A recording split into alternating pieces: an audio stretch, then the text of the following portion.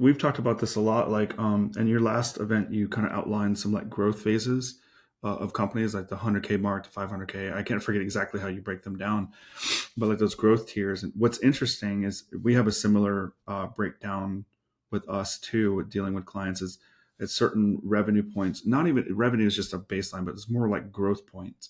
There's operational growth points that are typical at certain revenue points, but it's not 100% true. But there's like certain things, like a $500,000 company probably has X, Y, and Z problem. You can kind of predict it. Yeah, the And revenues are benchmarks, but not not set in stone. absolutes. Yeah. Yeah, I've seen people that are $800,000 companies that have $200,000 company problems yeah, and vice versa.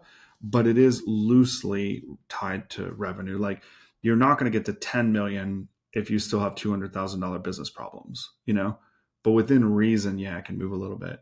But my point though is like what you were just talking about, like your ability to delegate, like at the really small end, it's just getting off the tools. That's the first thing you got to delegate is painting. You get out of the tools, stop slinging a brush, and then it's after that it's around like admin and then PM and then sales and marketing. Like there's several things, and like it's almost like a symphony. Like you're the conductor of the symphony. You got to put different instruments in, and you're kind of conducting it. If you're a true CEO, you're not actually really doing much. You're just leading yeah. these different people in these different things. But monetarily, as you're growing up, you can't just replace every role immediately. It's like replace a role, train it, get it operational, then replace another role, train it, get it operational, so on and so forth. So since this is being posted after Paint Blitz, here's like our 7 steps to scale from 250K to 5 million. Awesome. These are kind of like the 7 steps, and each step is enormous effort. But basically, number one, get off the tools as Yep. fast as possible. Your responsibility is to get off the tools immediately. Yeah. 100%. Number two, own your own marketing. Yes, you can use agencies. Yes, you can buy leads, but to truly grow a sustainable business, you need to understand marketing. You Well, know. and even when marketing, and I know you know this about us, but like if you're hiring an agency, you need to make sure that the assets they produce are yours when it's done. Mhm. Like if you walk away from the agency, that it actually is your marketing, not a leased asset, you Yeah. know? Yeah. I've seen painters, you get a website made and then have the agency hold that website ransom after they Dude, paid I've seen for that it. more times than I can count. I hate it. Yeah. And then you got VA, hire Yeah. VA. Hire a VA or an admin. I prefer, especially for smaller businesses, to hire an overseas virtual assistant. Yep. 1,000 a month for full-time support. You would be amazed at how quickly they can change your life. Oh yeah. It's unbelievable. Understanding financial health, number four. So getting your numbers in order, getting your margins, profitability, understanding charge rate, piece rate, just being healthy financially. From there, implementing a management layer, so production manager, sales rep, That's what and I was about to ask. Like, where does like things like PMs and an HR and sales manager that would fall for you into that layer? yeah, maybe not HR yet. HR is going to be more like a $2.5 million That's plus a bigger thing. role. Yeah, Yeah. most small businesses don't need HR yet. So that management layer you'll want to bring on, I typically recommend a production manager first, usually when you're around that $500,000 to $700,000 mark, which Yeah. seems a little bit early for a lot of people. But if you truly want to scale, you need to bring that PM on as soon as possible so you can get out of production. And it's not just.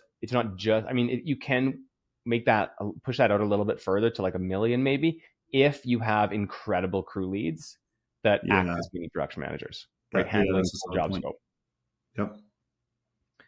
Yep. Then general manager is a necessary component for scaling beyond 2 million. So I'd say once you get to that 1.5 to 2 million, I would recommend bringing on a GM to really own the whole business to get your time back so you can focus on more of those visionary things, more of those strategic partnership type things. And then horizontal and regional scaling.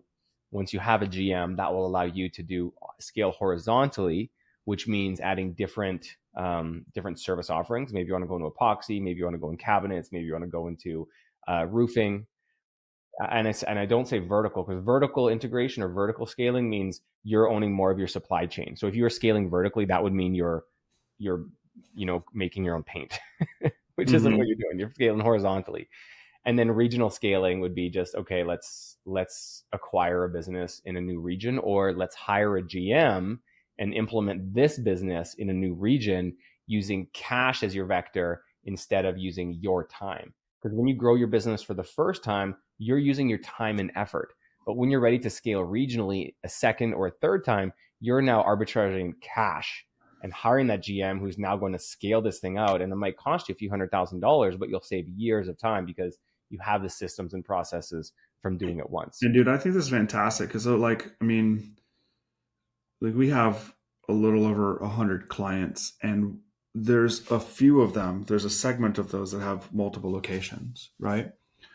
And a couple of those are really, really healthy multi-location businesses. A couple of them probably shouldn't have done that, right? They didn't have that management chain at their first location, and then like, yeah, let's just start this other business. And they don't even have the right infrastructure to run the first location correctly yet. And they're already scaling to a second location, and inevitably that just creates friction. They're putting cash from that should be going to scaling up the first location, location A, and they're putting it into location B because they can't be at 2 and 1. And I think it's just like premature. I think the timing of this is like super critical. Yep. Yeah, it's so funny. I'm sure you've heard this too, but like I've a client will come in, they'll have like no jobs, they'll be in very much level one on the tools. They'll come in, they'll join our coaching, they'll get support, they'll get their business like 50, 60K a month, and they'll get off the tools, they'll have a couple of crews they're running. And I've heard this so many times. They'll come to me and they're like, Mike, I'm gonna franchise my business. I'm like, dude, you just got off the tools. You do not have anything franchisable, nor I don't think you wanted to go down that route. That is not a good thing to do. So I think you're right. Like you need to take care of your baby first before you go have other babies. And that means grow that baby into like an adult or at least an older child because you need that maturity. I've had several clients. I mean, so we have like a really small like internal coaching. Like it's mainly just to support like the marketing efforts we do. We don't have like the full blown like end to end coaching that you have.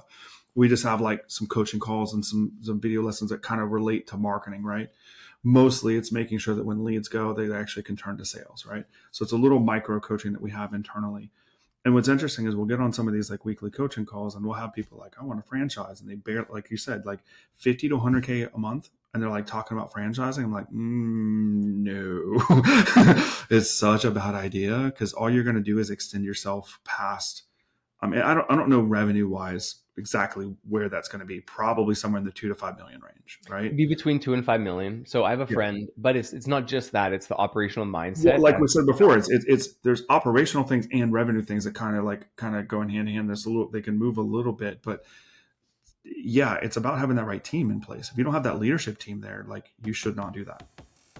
Hey, if you found this video helpful, please like and subscribe. If you're looking for help growing your contracting business, I invite you to join my free community. In there, we go live with amazing trainings, share resources and downloads, plus you get free help from me and from peers. That link is down below to join, and we'll see you in the next video.